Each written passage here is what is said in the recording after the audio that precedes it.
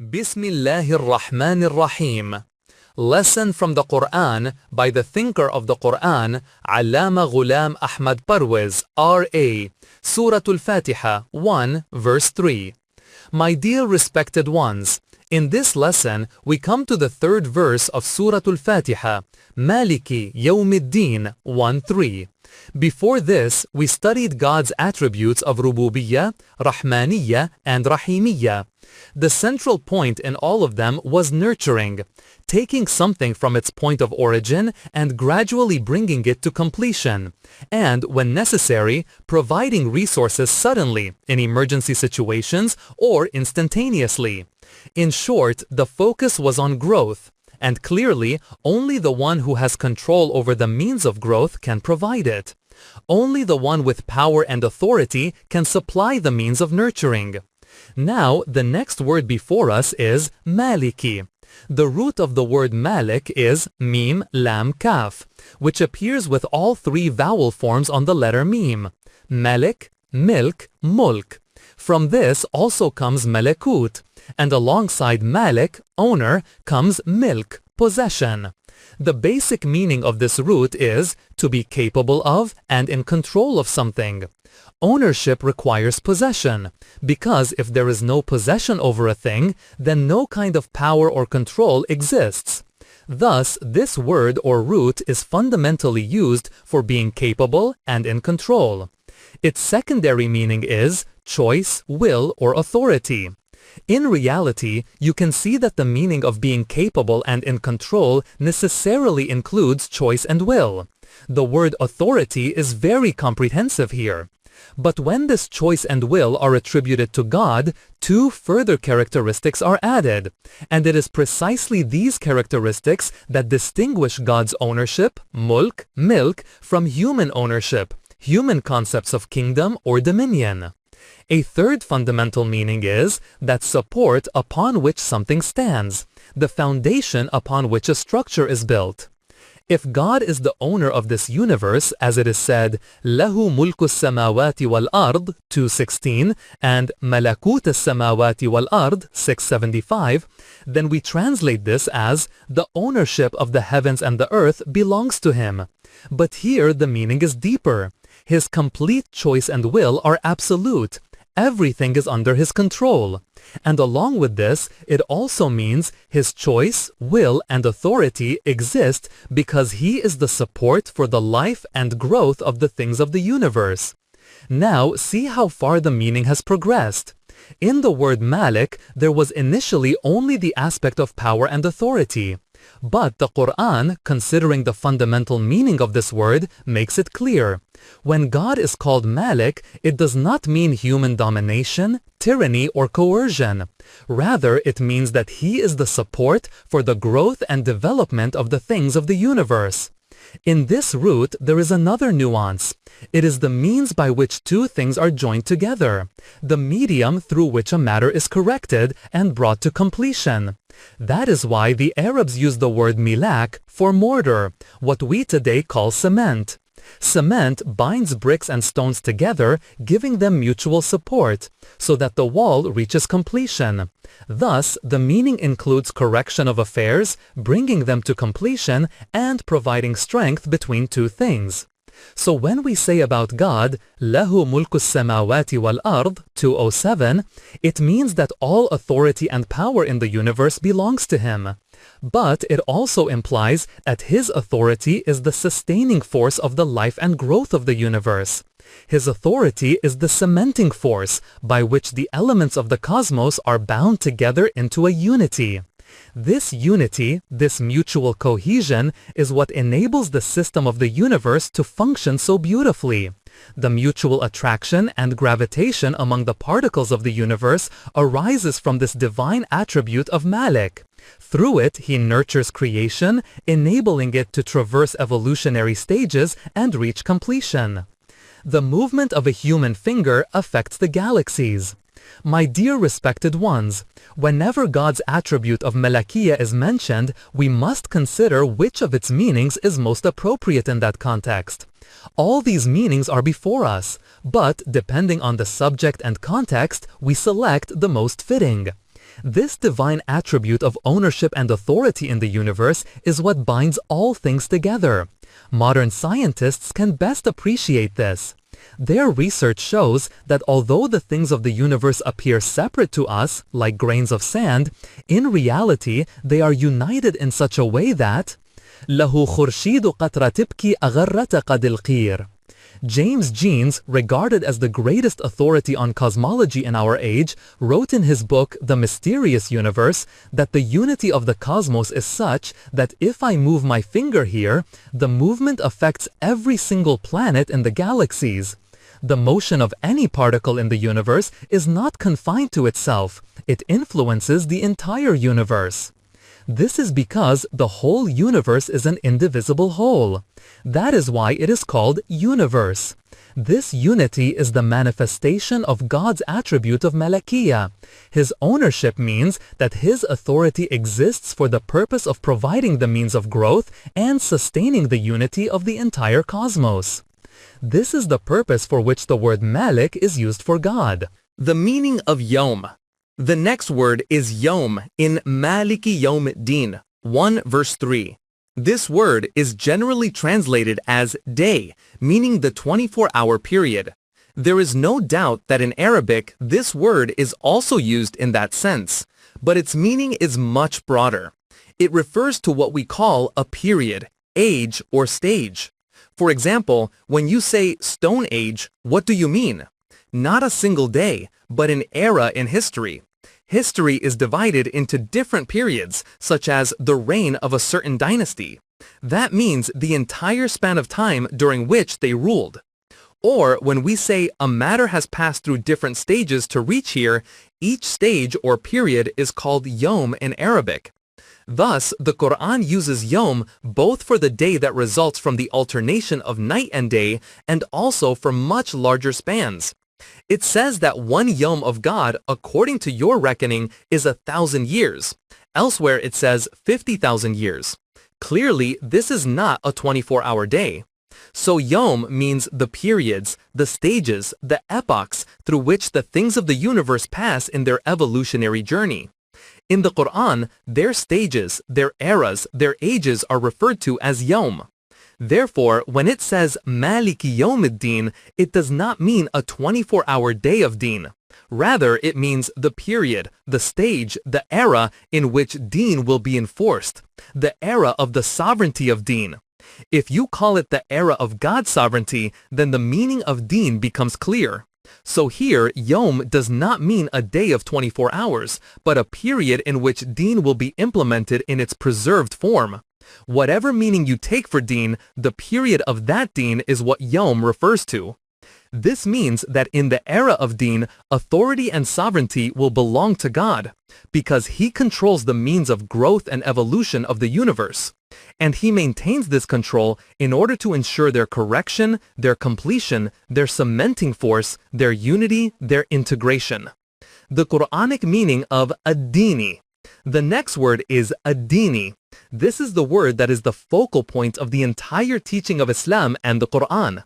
Deen is the essence of everything. Ad-deen refers only to the pure deen given by God, under which the system of the universe operates and under which the system of human life should operate, both in this life and in the life to come. Now let us see what deen means. Its root is very broad in meaning. Sometimes in Arabic, a single root contains opposite meanings. Do not be surprised, this is how the language works. The same root, when applied in one direction, gives one meaning. When applied in another, it gives the opposite or contradictory meaning. Deen is one of those words. So what are the meanings of deen?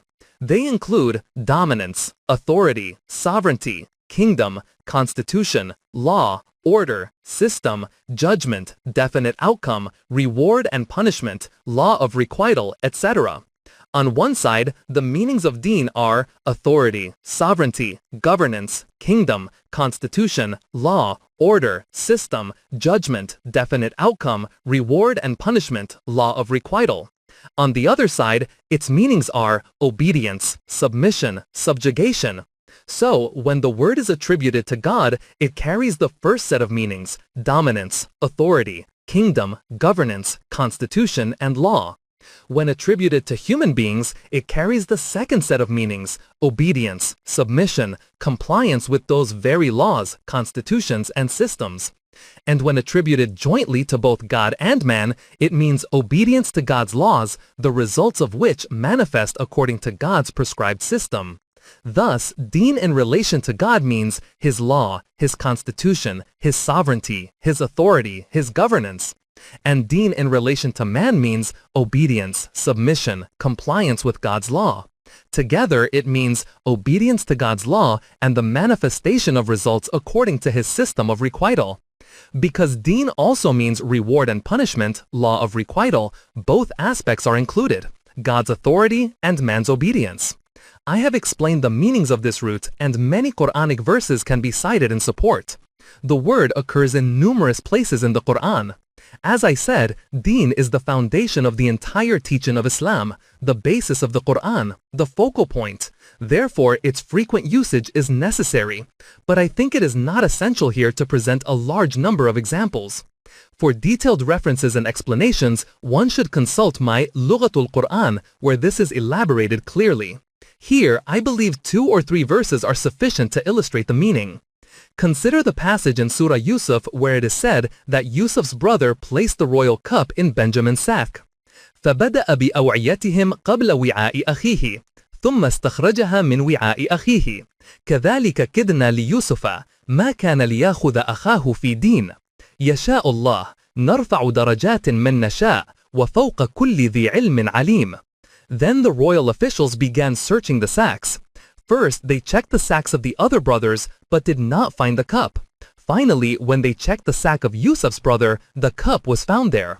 See how the matter unfolded and where it ended? The stepbrother had placed the cup in Benjamin's sack with a certain intention, but that act became the means for Yusuf to keep Benjamin with him. Thus, we devised a plan for Yusuf. According to the law, deen of the king of Egypt, he could have kept his brother with him.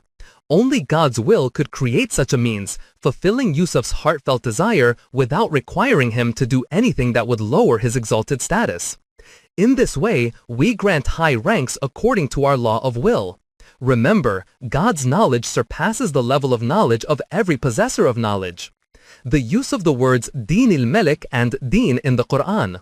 My dear ones, notice that the words Deen il-Malik appear, meaning according to the law of the king of Egypt. Now look at another place, in Surah An-Nur, where the punishment for the adulterer and adulteress is mentioned, that they should each be given 100 lashes. It says, وَلَا تَأْخُذْكُمْ بِهِمَا رَأْفَةٌ فِي دِينِ اللَّهِ 24:2. Do not let compassion prevent you in the matter of God's deen. Here it is clear that Deen Allah means God's system of justice, God's system of law. That is, in enforcing God's law, do not show leniency. The meaning of deen is thus made clear.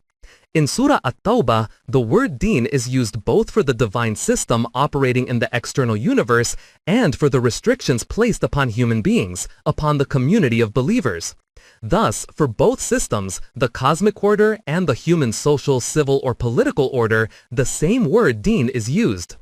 It says, إن عدة الشهور عند الله 12 شهرا في كتاب الله يوم خلق السماوات والأرض منها 4 حرم ذلك الدين القيم.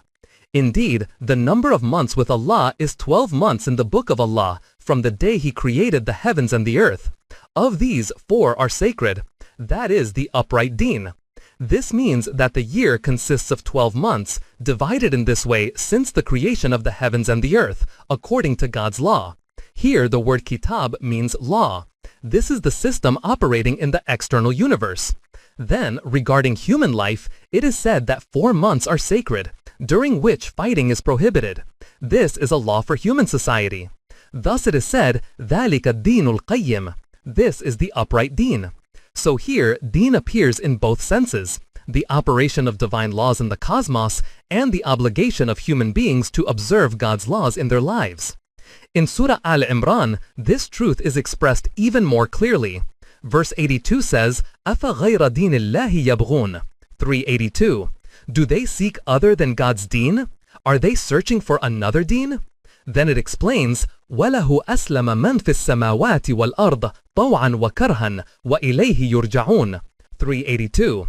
Do they not see that everything in the heavens and the earth submits to his laws, willingly or unwillingly, and to him they will return? This is the deen that encompasses the entire external universe, the divine system by which the workshop of the cosmos operates. Thus, the meaning of deen is clarified. It is the system established according to God's laws, to which submission is required. Then it is said, وَقُلْ أَسْلَمْتُ دِينِيَ لِلَّهِ. Declare that you too submit to God's laws, the laws conveyed to humanity through the prophets, and now given in the Quran. وَنَحْنُ لَهُ مُسْلِمُونَ. We submit to him. This is Islam, submission to God's deen, living under the divine system. According to the Quran, no deen other than Islam will be accepted. Let me repeat. The same word was used for the things of the universe, meaning they are in Islam.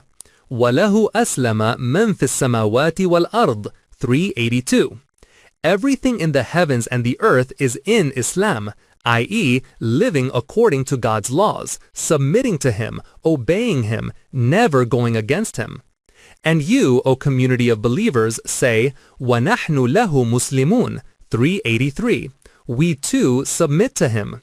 This is Islam. The next verse says, وَمَنْ يَبْتَغِ غَيْرَ الْإِسْلَامِ دِينًا فَلَنْ يُقْبَلَ مِنْهُ وَهُوَ فِي الْآخِرَةِ مِنَ الْخَاسِرِينَ. Whoever seeks a deen other than Islam, it will never be accepted from him, and in the hereafter he will be among the losers.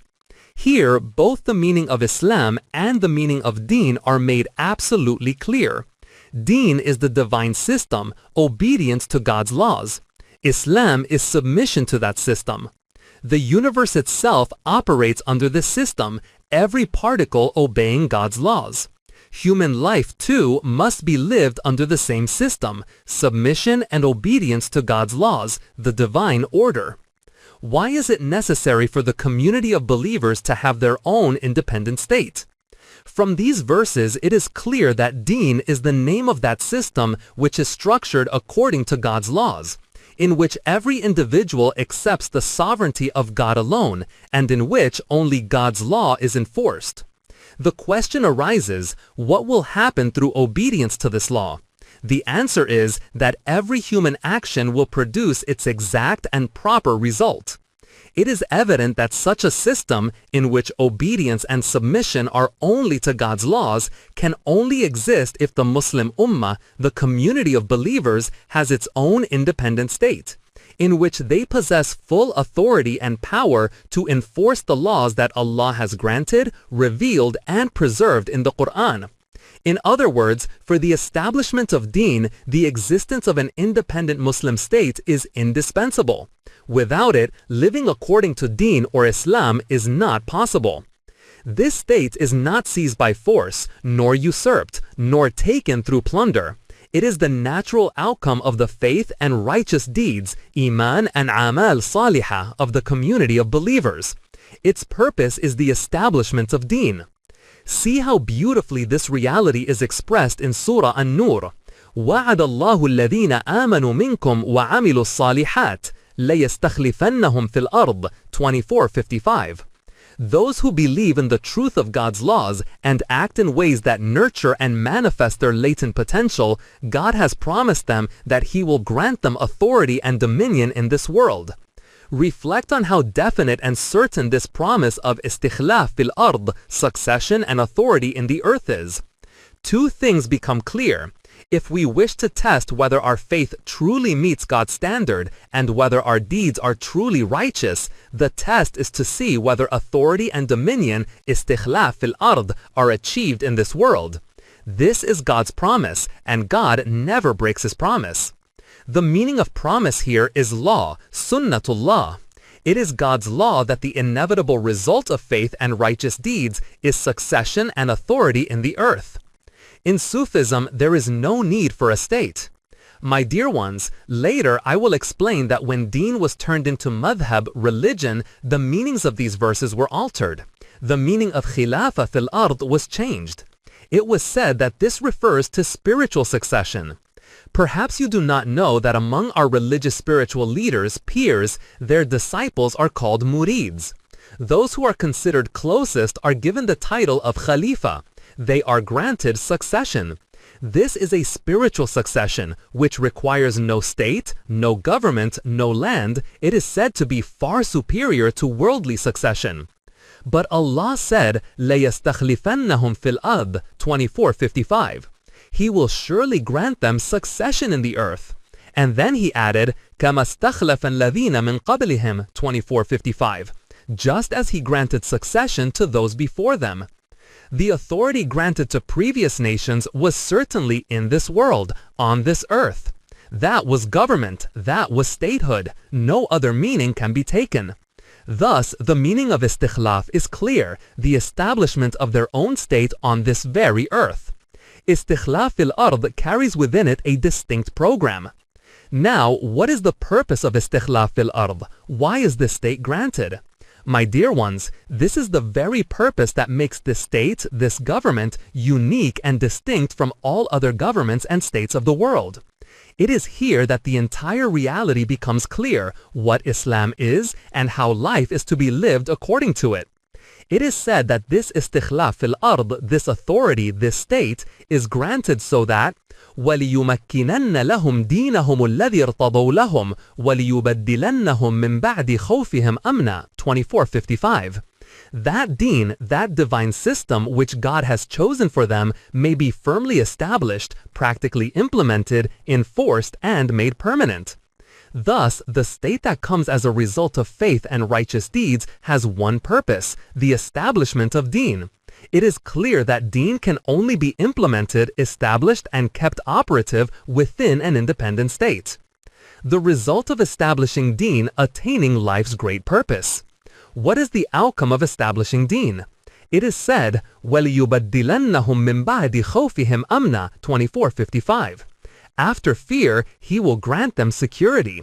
Previously, they lived in fear, but now they will be able to live free from all fear and grief in peace and tranquility. But peace and tranquility are only the negative aspects of life, being safe from danger.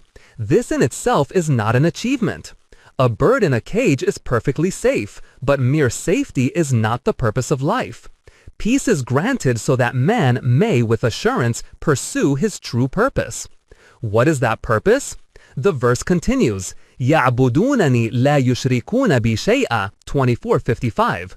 That they may serve me, not associating anything with me. In most translations, يَعْبُدُونَنِي is rendered as that they may worship me. But worship does not require a state. Worship can be performed under any government. Before the partition of India under British rule and afterwards under other governments, Muslims had full freedom to pray, fast, and perform all the rituals considered pillars of deen. So clearly, the meaning here is not ritual worship. In Surah Al-Fatiha, the word na'budu will appear, and its meaning is to accept subjugation, to submit to authority. Thus, the purpose of establishing the state is that free from fear and danger, you accept only God's laws as authority, with no human claim to sovereignty, power, or control. This is what is called Tawheed, pure obedience to God's laws. This is Deen, this is Islam. And then it is said, وَمَنْ كَفَرَ بَعْدَ ذَلِكَ فَأُولَٰئِكَ هُمُ الْفَاسِقُونَ 24:55. Whoever denies this after it has been made so clear or rebels against it has abandoned the right path and turned to the wrong one. The practical form of attaining the purpose after istikhlaf fil ard. As will be explained later at the appropriate place, deen has two main aspects, iqamatul salah and ita'uz zakah. Thus, immediately after the verse just cited, the Quran says, وَأَقِيمُوا الصَّلَاةَ وَآتُوا الزَّكَاةَ وَأَطِيعُوا الرَّسُولَ لَعَلَّكُمْ تُرْحَمُونَ 24:56. Establish salah, give zakah, and obey the messenger, so that you may receive mercy. This shows that the purpose of istikhlaf fil ard is the establishment of deen. With this, you become capable of fulfilling the duties of iqamatul salah and ita'uz zakah. Notice carefully, what you call praying or giving zakah is expressed here as establishing salah and giving zakah. These duties can only be fulfilled within an independent state where deen is established. Where God's laws are not enforced, where His system is not operative, there neither salah can be established nor zakah can be given. Even under foreign rule, or even within one's own state, if God's laws are not implemented, iqamatul salah and ita'ul zakah cannot truly exist. The meaning of istikhlaf fil ard and the establishment of deen. My dear respected ones, its meaning will become clearer as we move forward, but the Quran has already explained it in Surah Al-Hajj in very explicit words. الذين إن مكناهم في الأرض أقاموا الصلاة وآتوا الزكاة وأمروا بالمعروف ونهوا عن المنكر ولله عاقبة الأمور. These are the people who, when we grant them authority in the land, establish salah, give zakah, enforce all commands that are recognized as right according to God's laws, and legally prohibit all that is not acceptable according to those laws. In short, all matters are ultimately decided according to God's laws. This is because Allah has clearly declared that sovereignty belongs only to Him. إِنِ الْحُكْمُ إِلَّا لِلَّهِ 1240. And regarding this divine sovereignty, He further clarified, when it is said that the right of governance belongs only to God, then God does not appear before us. He is not visible. He does not directly issue commands that we can hear. So how is His sovereignty established? How do we obey Him and accept His authority? The answer is, God does not impose His authority like a dictator. Rather, He enforces it through law, and that law He has given in His book, in a complete, immutable, and preserved form. Therefore, the meaning of deen is that system of life in which governance is established according to God's book. And this, according to the Quran, is the dividing line between faith and disbelief. Reflect on how clearly Surah Al-Ma'idah states, وَمَنْ لَمْ يَحْكُمْ بِمَا أَنزَلَ اللَّهُ فَأُولَٰئِكَ هُمُ الْكَافِرُونَ. Whoever does not govern according to what Allah has revealed, they are the disbelievers. Even the Prophet ﷺ was commanded, فَحْكُمْ بَيْنَهُمْ بِمَا أَنزَلَ اللَّهُ 548. O Messenger, judge between them according to what Allah has revealed. This, my dear ones, is the meaning of deen, the system of life in which sovereignty belongs only to God alone. His commands are enforced, His laws are operative, and human beings submit to those laws so that the results manifest according to God's law of retaliation. This is the framework, the system of life called deen, the divine system. Those who establish this deen and submit to it are Muslims. This system of life is Islam, and this is what is contained in the verse before us, Maliki Yawmiddin, the nature of Yawmiddin. Now consider again the meaning of Yawmiddin. It is the era in which sovereignty belongs to God alone, the period in which His system is established, and all authority rests with Him. The question is, what is Yawmiddin? What is its nature? What happens in it? Listen, my dear ones, to the words of the Quran and rejoice. وَمَا أَدْرَاكَ مَا يَوْمُ الدِّينِ 82:17. ثُمَّ مَا أَدْرَاكَ مَا يَوْمُ الدِّينِ 82:18. Only God can explain what this period is and what its characteristics will be. Sovereignty will belong only to God's law. Now compare. In human-made systems, what happens? Whatever the form of government, whatever name it is given, whether ancient monarchy or dictatorship or modern democracy, in all these systems, even in democracy, the power of legislation remains in human hands. And obviously, whoever makes the laws, whether a single individual as king or dictator, or a group of individuals with majority rule, the laws they make apply to other human beings. Thus, sovereignty and authority remain in the hands of those who legislate. For this reason, the ruling classes, whatever their form, will oppose the system of deen. They will not tolerate it. They will not accept it. The class of vested interests, the capitalists, will strongly resist it. The greatest opposition to the Quranic system will come from dictators, capitalists, and religious priesthood. My dear ones, this class of vested interests, the capitalists, is the second group after the dictators. They use the power of wealth to keep the needy and the working class under their control. The nature of their domination hardly needs elaboration. Among the animals of the jungle, the lion is considered the strongest, and indeed it is. Yet, when the lion is kept hungry, it can be made so weak that in the circus it appears more cowardly than sheep and goats, obeying the ringmaster's whip. Hunger can reduce even the strongest to submission. So after the dictators, the second group that opposes Deen is the capitalists.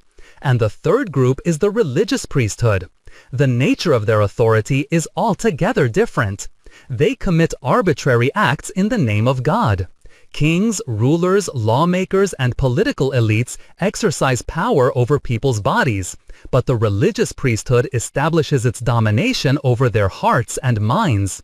Claiming to be God's deputies or representatives, they make people dance to their tune and enforce every kind of obedience upon them.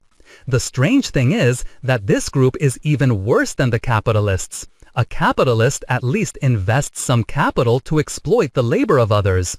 But this group invests not a single penny. The working class, the laborers, bring the best portion of their hard-earned income to them, present it in service, kiss their feet, and live in constant fear and trembling before them. They do not even need armies or police to enforce their power. By invoking the name of God, they instill such fear that people tremble not only in action, but even a thought against them arises in the depths of their hearts.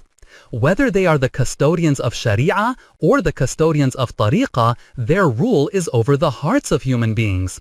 Thus, this class is even more dangerous than the other two, and it is the greatest enemy of Deen.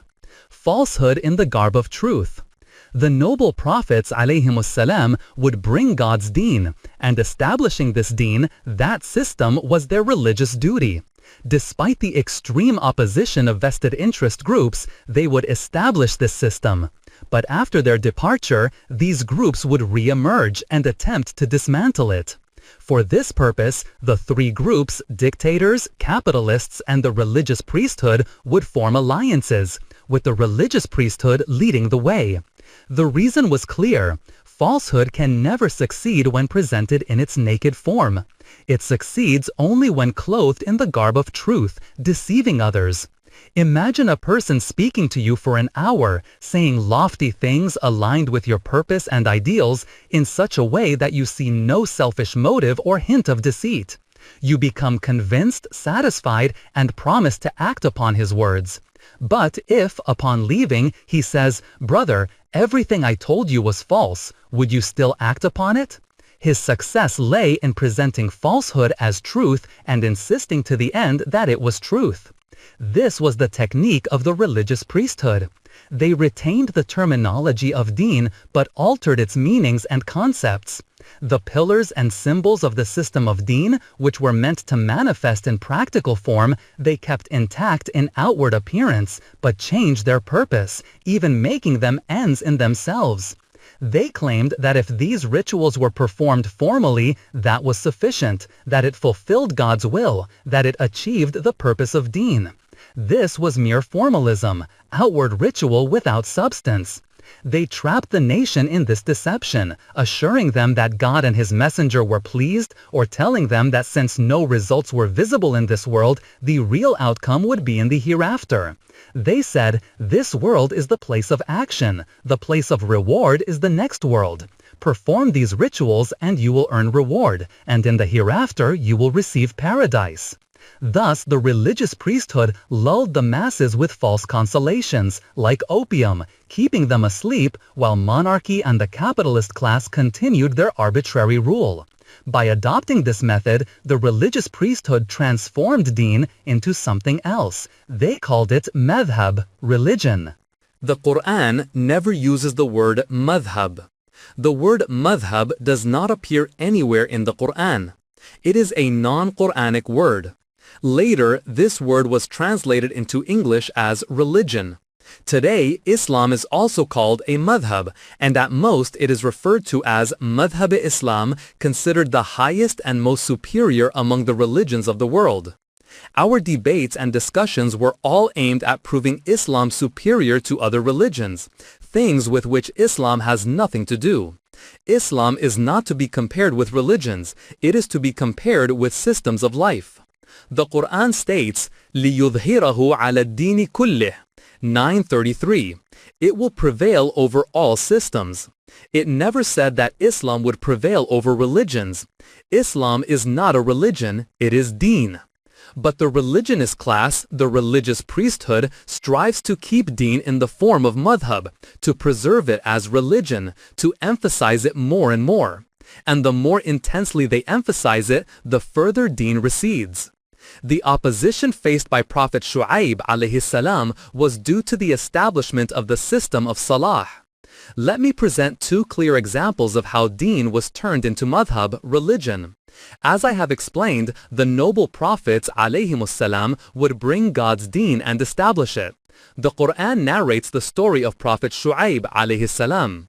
His people were deeply immersed in capitalism, while the religious priesthood kept them satisfied by saying that this was God's will and that the system was established accordingly.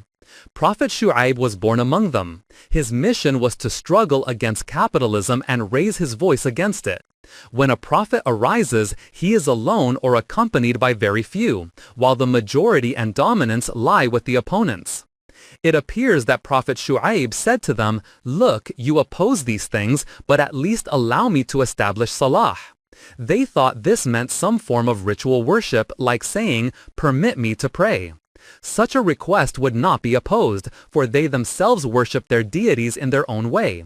They said, "No problem, you may do so." But when Prophet Shu'aib began to establish salah in its true sense, they were astonished and protested. قالوا يا شعيب أصلاتك تأمرك أن نترك ما يعبد آباؤنا أو أن نفعل في أموالنا ما نشاء 1187. O Shu'aib, we permitted you to pray, but what kind of salah is this that commands us to abandon what our forefathers worshipped or prevents us from using our wealth as we please? What kind of salah is this that seeks to dominate our economic system, not even allowing us to spend our wealth as we wish? We cannot permit this. We allowed you worship, but not this kind of salah. Thus, they equated salah with ritual worship, while the Prophet was establishing it as a comprehensive system that regulated social and economic life. The opposition of the Jewish priesthood to Prophet Isa alayhi salam. My dear ones, from this you understand what salah meant in the system of deen established by the prophets, and what the religionist class thought it meant. This is the first example. The opposition from this class was so intense that the Prophet had to struggle greatly to bring about revolution. Its most extreme form is seen in the life story of Prophet Isa, Jesus alayhi salam. In Christianity, the portrayal of Jesus is that of a saintly, ascetic man detached from worldly affairs. His teaching is presented as, if someone strikes you on one cheek, offer the other. Love even your enemies. His life and teaching are thus depicted in this manner. But, my dear ones, this is not the teaching of a prophet. Although the original teachings of Prophet Isa are no longer found in the world, even in the altered Gospels there are incidents that reveal what a great personality he was and how he confronted the religious priesthood. Prophet Isa alayhi salam addressing the religious authorities from the temple steps. Look at a few passages from the Gospels. In the Gospel of Matthew, chapter 23, it is written that Prophet Isa, Jesus alayhi salam, stood on the steps of the temple, the place of worship, and addressed the religious leaders, the scribes and Pharisees. Before explaining what he said, understand the extent of authority these Jewish religious leaders held. The Roman government ruled politically, but these leaders had such power that although they could not impose the death penalty without Roman approval, they could administer every other punishment themselves. This was their authority. So Prophet Isa addressed these authorities from the temple, saying, "O hypocritical scribes and Pharisees!" This included both the custodians of tariqah, spiritualism, and the custodians of shara, law. O hypocritical scribes and Pharisees! Woe unto you! You shut the kingdom of heaven in people's faces. You yourselves do not enter, nor do you allow those who would enter to go in. Here, kingdom of heaven means the divine system, Deen Allah. He continued, "O hypocritical scribes and Pharisees, woe unto you! You travel over land and sea to make a single convert, and when he becomes one, you make him twice the child of hell as yourselves." And again, "O hypocritical scribes and Pharisees, woe unto you! You are like whitewashed tombs, which look beautiful on the outside, but inside are full of dead men's bones and all kinds of impurity. In the same way, outwardly you appear righteous to people, but inwardly you are full of hypocrisy and lawlessness. O serpents, brood of vipers, how will you escape the sentence of hell?" This was the prophetic revolution, the bold proclamation against the religious priesthood that opposed Deen. Why the religious priesthood opposed Prophet Isa? The ordinary Gospels do not explain the reason for this opposition, but there is another Gospel, the Gospel of Barnabas, which appears more reliable than the others, though Christians kept it hidden for centuries. Its story of discovery is quite remarkable, which I have narrated in my book Madahib Alam ki Asmani Kitabin. For now, let me highlight why the religious priesthood opposed Prophet Isa's system. It is written there, "Then the priests consulted with the chief of the priests and said, 'If this man becomes king, what will we do?' From this, it becomes clear that Prophet Isa was not merely living as a recluse or ascetic. He was calling for the establishment of God's sovereignty. They said, 'If this man becomes king, what will happen to us and our children? Surely we will be ruined, because we will be removed from our positions. We will be forced to beg for our bread as charity.'" The real reason for opposition. My dear ones, reflect on why they opposed Deen. They said, "If we are removed, we will be forced to beg for our bread. But thanks be to God, our king and ruler are strangers to our law, and they pay no attention to our law. That is why we are happy, because under this secular system, we can do whatever we please. If we make mistakes, our God is merciful. With sacrifices and fasting, we can appease him. But if this man becomes king, he will never be satisfied unless he sees worship exactly as Moses wrote it." This was the real problem. The chief priest said, "If he succeeds, this will happen. Therefore, oppose him with all your strength so that he does not succeed." The difference between madhab, religion, and deen. My dear ones, you can see that the driving force behind their opposition was never truly religious. It was entirely an economic issue. Later, we shall see how madhab, religion, becomes an economic matter, while deen regulates the economy of mankind under God's values and laws, making it a means of human development. This is the essential difference between deen and madhab. After Prophet Isa, Jesus, alayhi salam, we come to the era of the Prophet Muhammad, sallallahu alayhi wasallam. He established the system in such a way that very few parallels can be found. But what happened to the deen established by earlier prophets also happened to Islam. After the first generation, Sadri Awwal, monarchy, Mulukiya, arose, and with it the religious priesthood came into existence. How this happened and what its causes were is a very important subject, which I have explained in detail in the last chapter of my book, Shaqari Risalat. From this, it becomes clear how deen was transformed into madhab. When it became madhab, deen was divided into two parts. The part taken over by the religious priesthood was no longer called deen but madhab. In English, this was translated as religion. When they took control of matters related to madhab, worldly affairs were handed over to the government. Thus, a secular system was established, a system in which madhab has no connection with governance and governance does not interfere in madhab. After the first generation, this became the form of Islam, and it has remained so until today. According to this view, the existence of an independent state is not necessary for following the Sharia. Prayer, fasting, pilgrimage, zakah, the pillars of Islam, can be observed under any government, and that is considered sufficient to fulfill Islam's purpose. As for God's sovereignty, it was confined to the hereafter, not this world. Thus, when interpreted through madhab, Maliki Yawmiddin 1:3 is translated as Master of the Day of Judgment, meaning the day of resurrection, with no connection to this world. This is the deception that the religious priesthood has perpetuated from the beginning. In this way, deen is reduced to madhab. At the time of the Qur'an's revelation, only religions, madhabs, existed in the world. No system of deen was in place. Even now, including among Muslims, only religions exist. Deen as a system does not. The difficulty with other religions was that they no longer had God's book in its original form, so their religions could not be transformed back into deen. But in our case, the Qur'an remains preserved in its original, unaltered form. Therefore, for Muslims, the re-establishment of the system of deen is not impossible. If Muslims establish an independent state and decide to structure their system according to the Qur'an, that will result in the re-establishment of deen.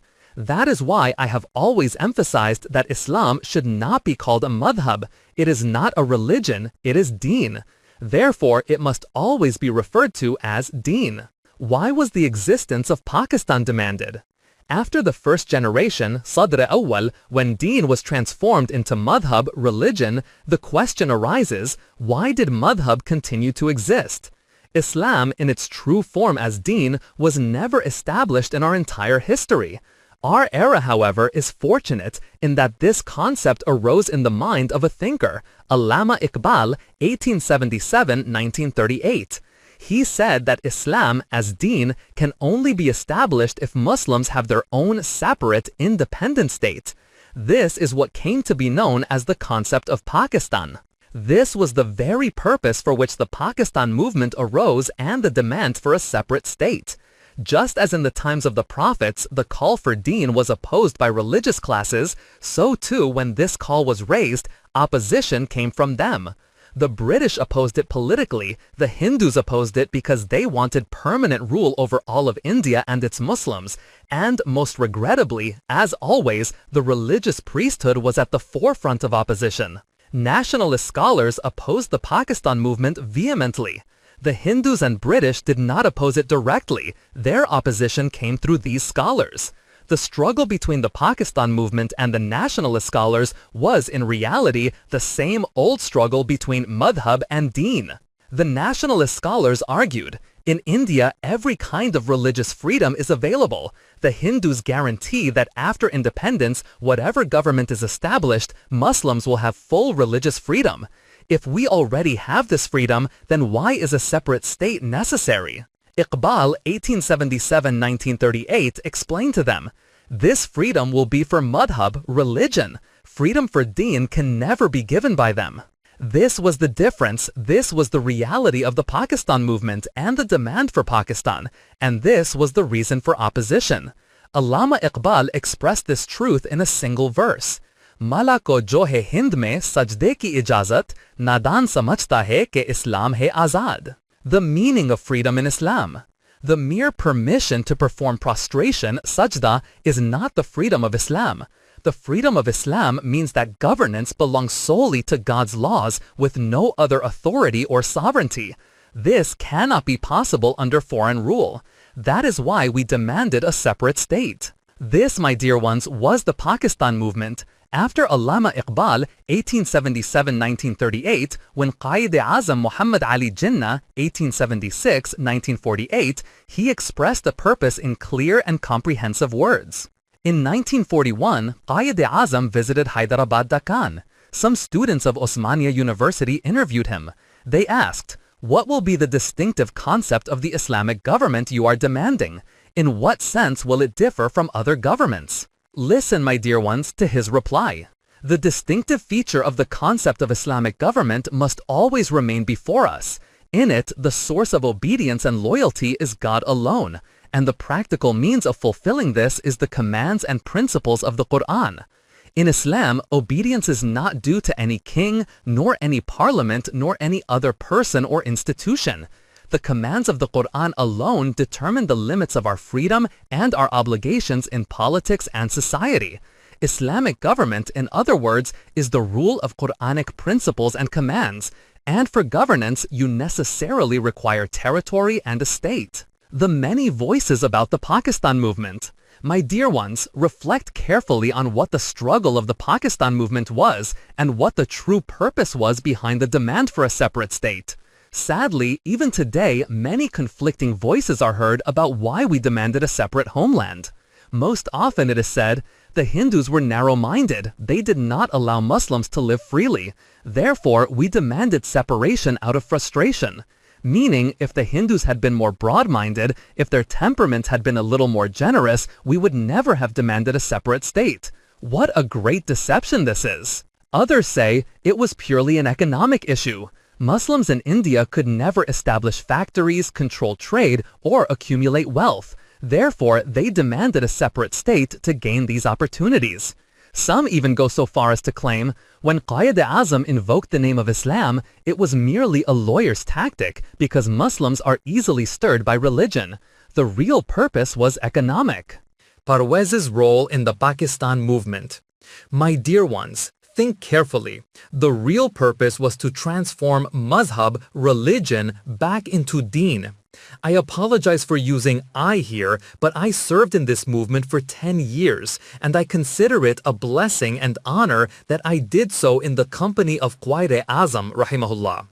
I did this only because it was my life's mission, my faith, that Islam should be revived in such a way that an independent state is established where the Quranic system and governance are implemented.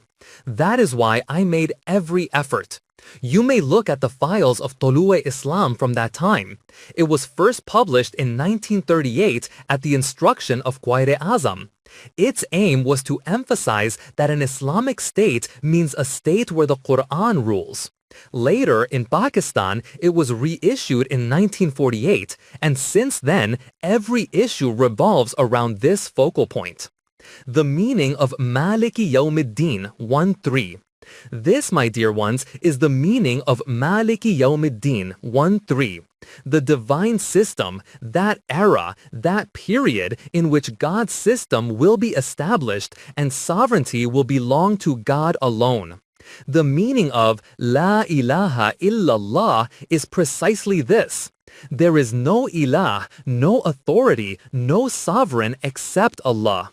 It is a theoretical creed whose practical manifestation is a free Muslim state where no authority exists except God's. In such a system, there is no human sovereignty, no capitalist system, no religious priesthood. The Quran alone rules. Those who administer the system are not rulers in the worldly sense. They are the first to obey God's law. As the Prophet said, وَأَنَا أَوَّلُ الْمُسْلِمِينَ. I am the first to submit. After submitting himself, he would then call others to submit as well. This submission, my dear ones, is the essence, the purpose, the point hidden in the next verse. إِيَّاكَ نَعْبُدُ 1-4. Thus, the sequence begins. Alhamdulillahi Rabbil Alameen 1-2. Ar-Rahman Ar-Rahim 1-3. Maliki Yawmiddin 1-3. All praise belongs to God alone, for He alone possesses sovereignty. He is responsible for the nurturing of all humanity and the entire universe. His Rububiyyah, Rahmaniyyah, and Rahimiyyah operate in the world. And this can only happen when there is at least one region on earth where sovereignty belongs solely to God, where governance is according to His laws. From there, it can spread until it encompasses the entire globe. All of this is contained within these 4 words. What follows next will be explained in the next lesson, where we shall see what is said and what is meant. ربنا تقبل منا إنك أنت السميع العليم.